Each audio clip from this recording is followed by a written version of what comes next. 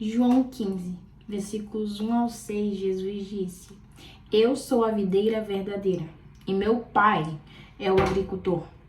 Todo ramo que, estando em mim, não dá fruto, ele corta. E todo que dá fruto, ele poda para que dê mais fruto ainda. Vocês já estão limpos pela palavra que tenho falado. Permaneçam em mim, e eu permanecerei em vocês. Nenhum ramo pode dar fruto por si mesmo, se não permanecer na videira, que é Jesus. Vocês são os ramos. Se alguém permanecer em mim, e eu nele, esse dará muito fruto, pois sem mim, vocês não podem fazer coisa alguma. Se alguém não permanecer em mim, será como um ramo que é jogado fora e seca. Na semana passada, a gente aprendeu com a erva daninha que nós podemos sabotar o nosso crescimento em Deus, basicamente, querendo crescer no nosso tempo com os nossos méritos. E hoje nós vamos aprender como crescer em Deus, permanecer nele, respeitando os processos dele. E esse é o nosso versículo base. No versículo 2 do nosso versículo base, Jesus deixa bem claro que existem pessoas que estão nele, mas que não estão dando frutos. Porém, lá no verso 5, ele disse que todo aquele que permanece nele e ele também nessa pessoa produz muitos frutos. Ou seja, o segredo não é simplesmente estar em Jesus, mas é Jesus estar em você. E aqui eu fiquei, mas Espírito Santo, o Senhor tem repetidamente falado pra gente que o segredo está em permanecer em Cristo. Então, como assim? Eu leio a tua palavra aqui agora e Jesus está falando que, na verdade, o segredo é ele permanecer em nós. O Espírito Santo falou, Ana Clara, os dois andam lado a lado. Não tem como você afirmar que está em Jesus se Jesus não está em você. E o Espírito Santo me guiou para duas partes na Bíblia. A primeira está lá em João 8,31, que Jesus disse: se vocês permanecerem firmes na minha palavra, em Jesus, vocês verdadeiramente serão meus discípulos. E lá em Colossenses 2, versículos 6 e 7, diz: portanto, assim como vocês receberam Cristo Jesus, o Senhor, continuem a viver nele, enraizados e edificados nele, firmados na fé, como foram ensinados, transbordando de gratidão. Eu escutei uma frase a respeito daquele versículo em Mateus que a gente sempre tem falado, que é quando Jesus vira para aquelas pessoas que expulsaram demônios e fizeram milagres no nome dele, e ele diz: a verdade é que eu não te conheço, aparta-se de mim todos aqueles que praticam a iniquidade. E a pregadora falava que isso era Jesus dizendo: você até fez tudo isso, realmente, mas nenhuma delas você fez comigo. Então, quando Jesus diz que o segredo está ele permanecer em nós, é na verdade ele falando aquilo que o Espírito Santo tem repetidamente falando com a gente, que é: permaneça na minha palavra. Deixe que o Espírito Santo de Deus te molde todos os dias para que você seja mais parecido comigo, para que eu esteja em você. Ou seja, pessoas vendo Jesus através da tua vida e não foque em dar resultados, dar frutos, porque senão você vai ser igual a erva daninha. Mas foque em permanecer em Jesus e Jesus permanecer em você. Foque em ter comunhão com o Pai e respeitar os processos do Pai. Crescer em Deus exige de nós algumas coisas, inclusive a renúncia. E até agora a gente aprendeu que o segredo base é permanecermos em Jesus e Ele em nós. E Jesus diz que o destino daqueles que não dão frutos é serem cortados. Nós sabemos que o plano número 1 de Deus para a nossa vida é nos salvar do inferno e se certificar de que nós recebemos o presente que nos foi dado através do sangue de Jesus, que é passar toda a eternidade com Ele. Lá em Apocalipse 7,14 diz a respeito daqueles que foram salvos.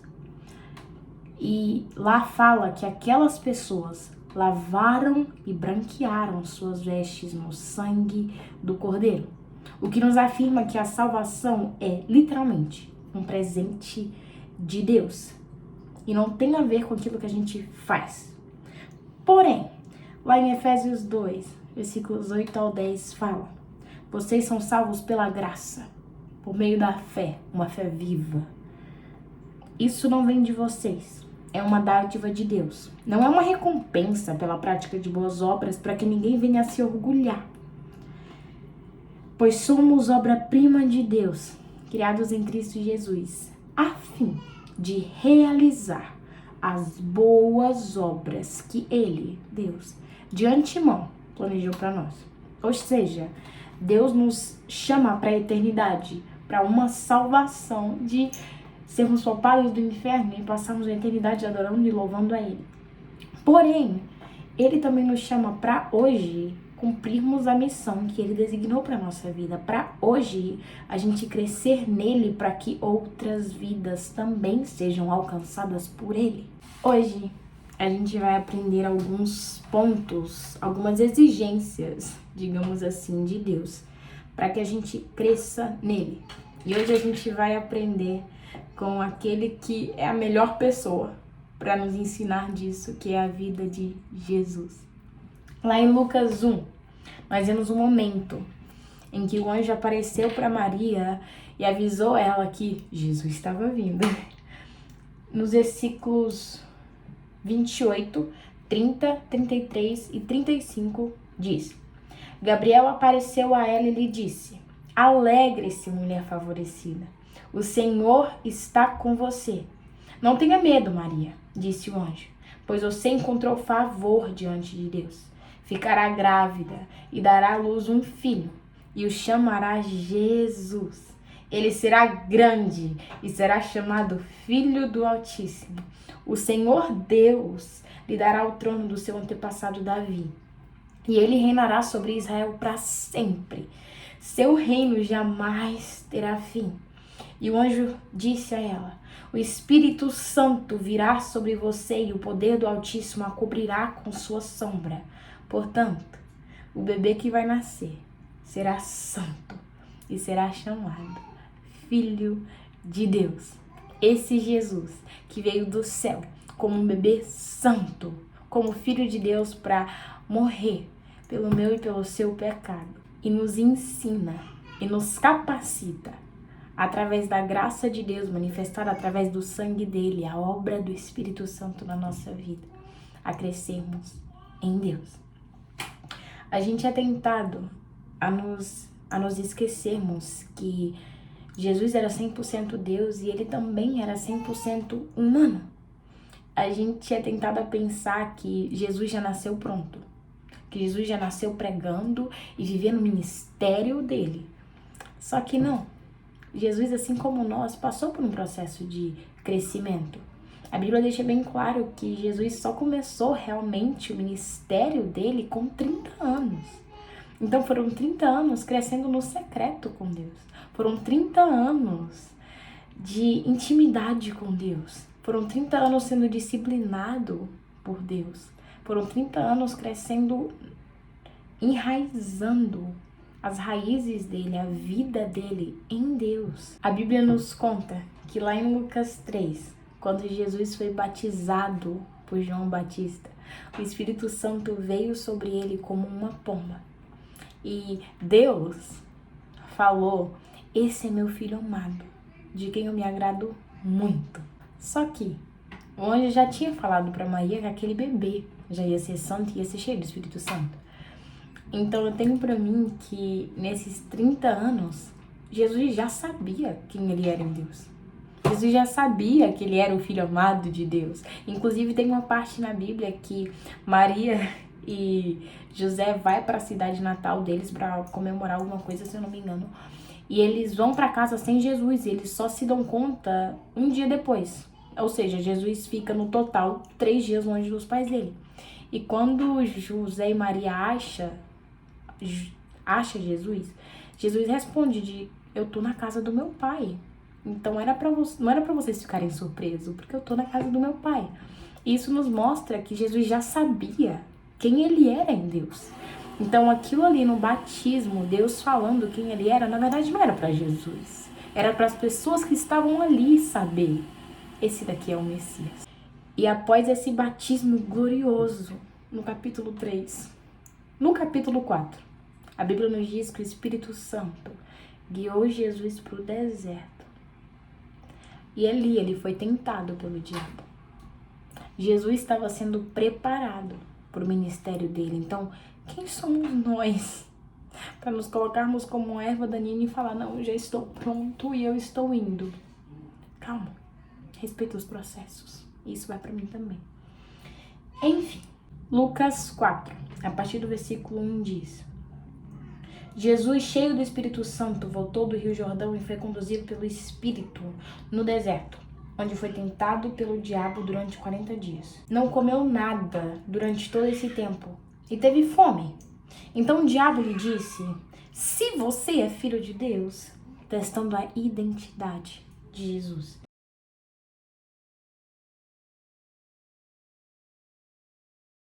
Ordene que esta pedra se transforme em pão. Só que Jesus respondeu: nem só de pão viverá o homem. E então o diabo o levou a um lugar alto. E no momento ele mostrou todos os reinos do mundo. Eu lhe darei a glória destes reinos e a autoridade sobre eles, pois são meus e posso dá-los a quem eu quiser. Disse o diabo: eu lhe darei tudo se você me adorar. Jesus respondeu: as Escrituras dizem, adore o Senhor seu Deus e sirva somente a Ele. Então o diabo levou a Jerusalém até o ponto mais alto do templo e disse: se você é o Filho de Deus, salte daqui. Pois as Escrituras dizem, ele ordenará aos seus anjos que o protejam. Eles o sustentarão com as mãos para que não machuque o pé em alguma pedra. Jesus respondeu: as Escrituras dizem, não ponha à prova o Senhor seu Deus. Quando o diabo terminou de tentar Jesus, deixou até que surgisse outra oportunidade. Aqui, Jesus viveu Tiago 4,7, que fala: resista ao diabo e ele fugirá de vocês. Nessa semana teve uma conferência lá na igreja e uma das pessoas que levou a palavra falou sobre esse momento de tentação, da tentação de Jesus. E ela trouxe esse versículo de Tiago e ela falou: o problema da gente é que na primeira tentação a gente já cede. Ao invés de fazermos como Jesus, que resiste às mentiras do maligno e permanece. E abrindo um parênteses, você consegue perceber que o diabo usou a palavra de Deus para tentar a Jesus?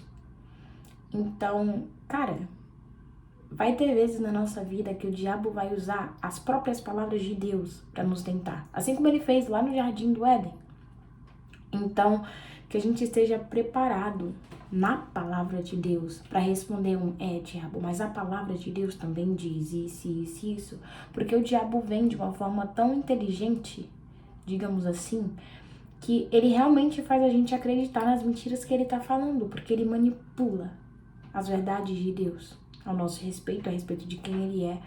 Ele pega a palavra e muda um pouquinho e te convence do que ele tá falando. Vigia, esteja firme na palavra de Deus, para que a gente não seja enganado. Feche parênteses.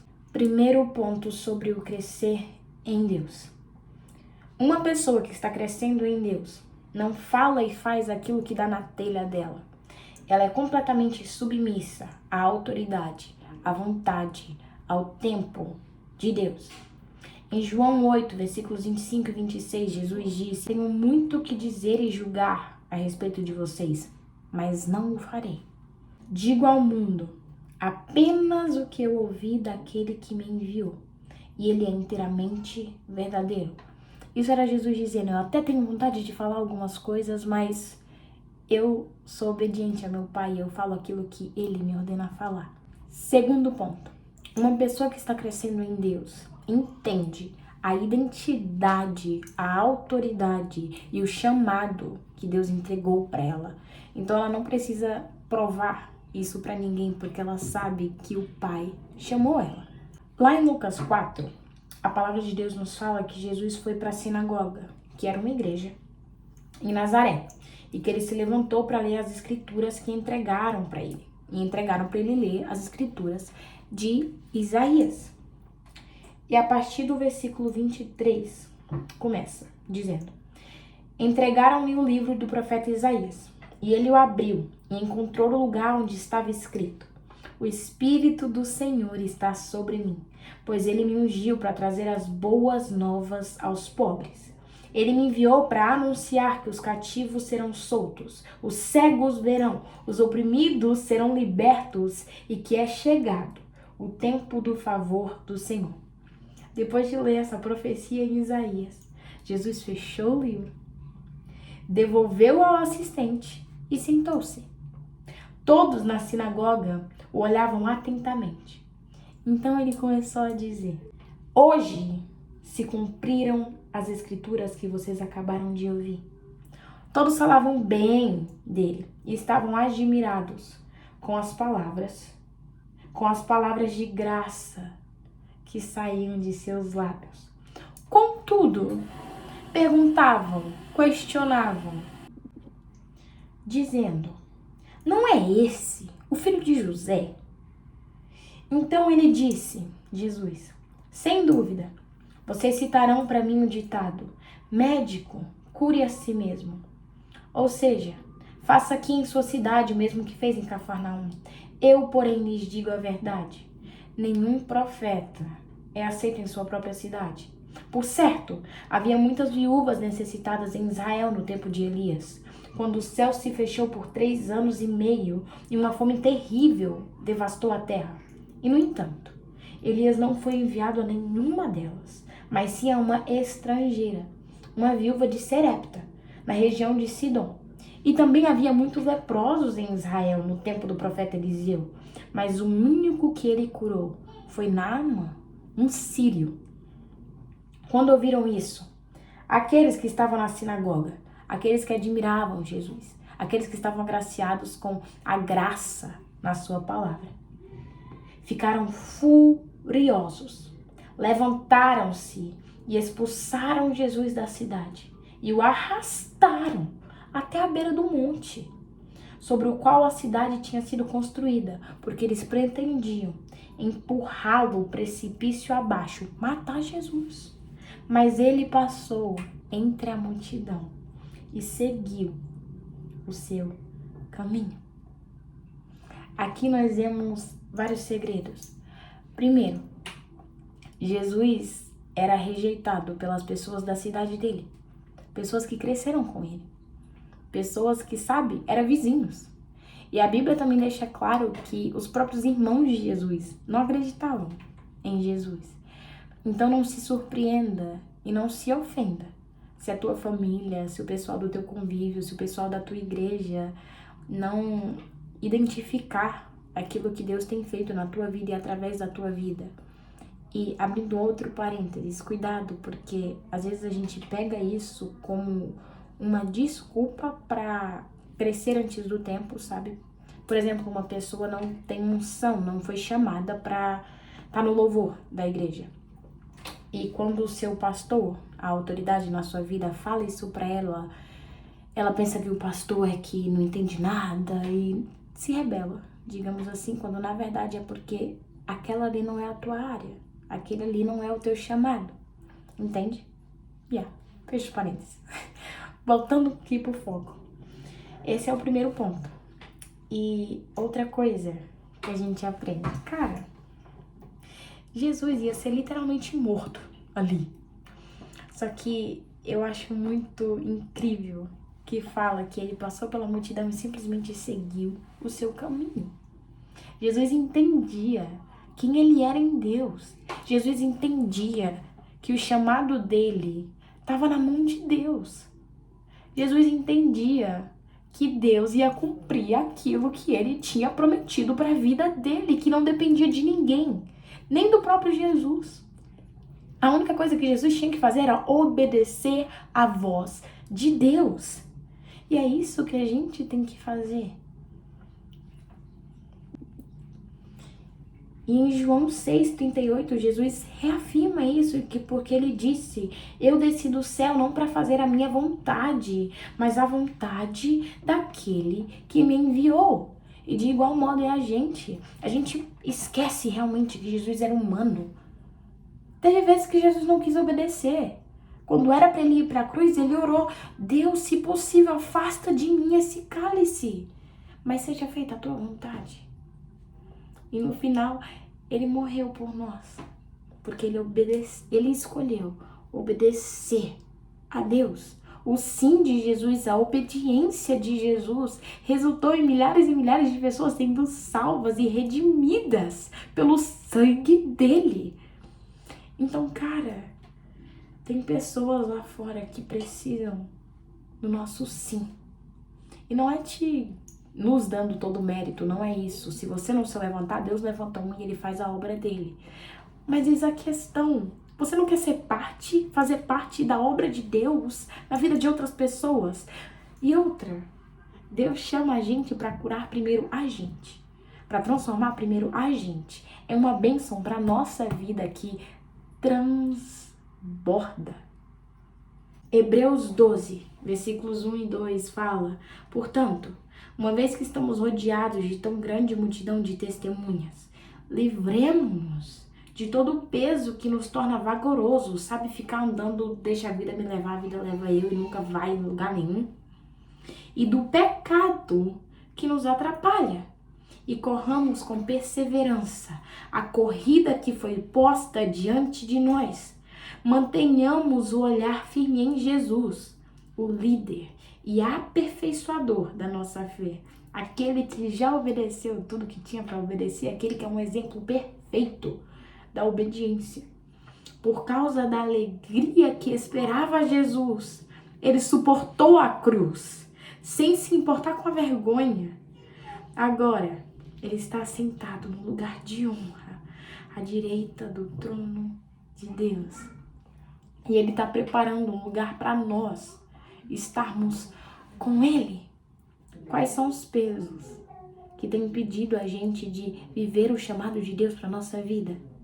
Quais são os pecados que a gente fica tardando em se arrepender e fingindo que a gente já se arrependeu, quando na verdade a gente só sente remorso, e assim que a tentação bate de novo na porta, a gente cai?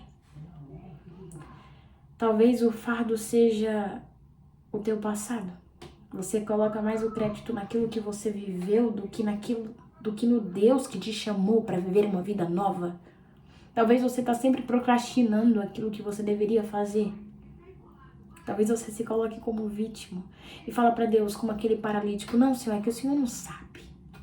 Eu tô aqui há anos e quando o anjo vem para agitar as águas, não tem ninguém que me pegue no colo e me leve lá. Ei, Jesus tinha perguntado para aquele paralítico: o que você quer? Qual que era do paralítico? Jesus, eu quero andar. Coloca aqui, tomou na minha cabeça e let's go. Mas como paralítico, Jesus, quando chega pra gente, pergunta o que a gente quer, a gente sabe: ai, Jesus, é porque o Senhor não sabe. Eu já sofri tanto, Senhor. Eu já fui tão traída. Tá. Ele sabe de tudo isso e ele quer te curar disso. Só que a cura não vem antes de um posicionamento nosso de eu quero cura. Eu não quero pena. E eu sei que dói. Deus me bate primeiro. Mas enfim, que a gente hoje decida tomar posse de quem nós somos nele. Tomar posse do chamado que ele já desenhou para nós. Tomar posse da cura que vem através de um processo. Tudo é um processo. Então que a gente venha se submeter a esse processo. E tomar posse dessas canções de encerramento na nossa vida, porque o nosso Deus é um Deus do impossível. O nosso Deus abre porta onde não tem porta. E o nosso Deus está vigiando para que o chamado dele na nossa vida se torne realidade. Só basta a gente se posicionar. Diga isso pro teu Abba. Por toda a minha vida, ó Senhor, te louvarei, pois meu fôlego é a tua vida. nunca me cansarei. Posso ouvir a tua voz, é mais doce do que mel, que me tira desta cova e me leva até o céu. Já vi fogo e terremotos, teu Deus sabe, vento forte que passou.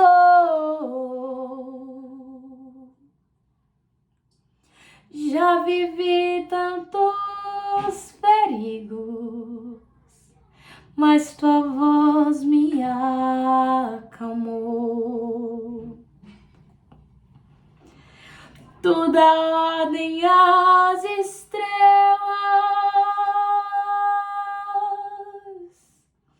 e o mar os seus limites.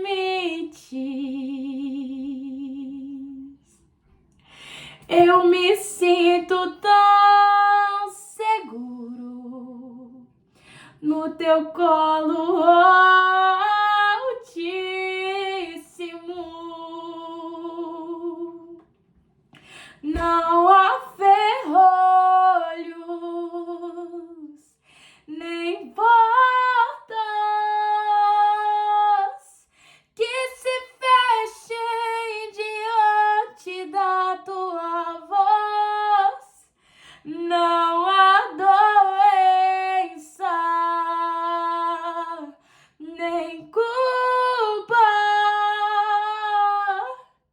que fiquem de pé diante de nós, e a tempestade se acalma na voz daquele que tudo criou, pois sua palavra é pura e escudo para o que nele crê. E aquilo que parecia impossível, aquilo que parecia não ter saída, aquilo que parecia ser minha morte, mas Jesus mudou minha sorte. Sou um milagre, estou aqui. Eu queria que a gente cantasse essa parte mais uma vez, porque eu não sei sobre você, mas às vezes eu me esqueço de que eu sou um milagre. Às vezes eu esqueço que, cara, foi só Jesus mesmo pra eu estar de pé. Então declare isso mais uma vez, se lembrando de onde Jesus te tirou. Se lembrando que um dia você foi um vale de ossos secos, mas Jesus veio, morreu por você, soprou o Espírito dele em você, e hoje você pode declarar isso. Então declara: aquilo que parecia impossível,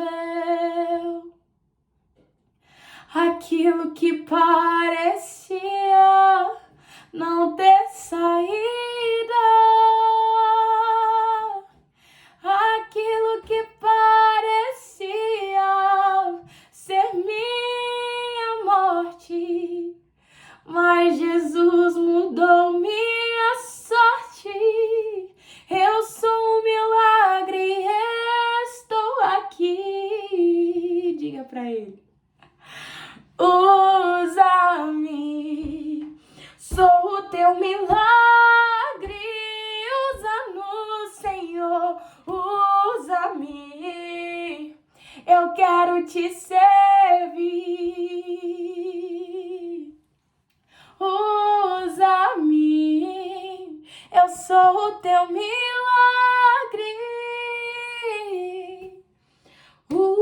Usa-me, ó filho de Davi, usa-nos, Senhor, usa-me, eu sou o teu milagre. Você quer servir a Ele? Usa-me, eu quero te servir.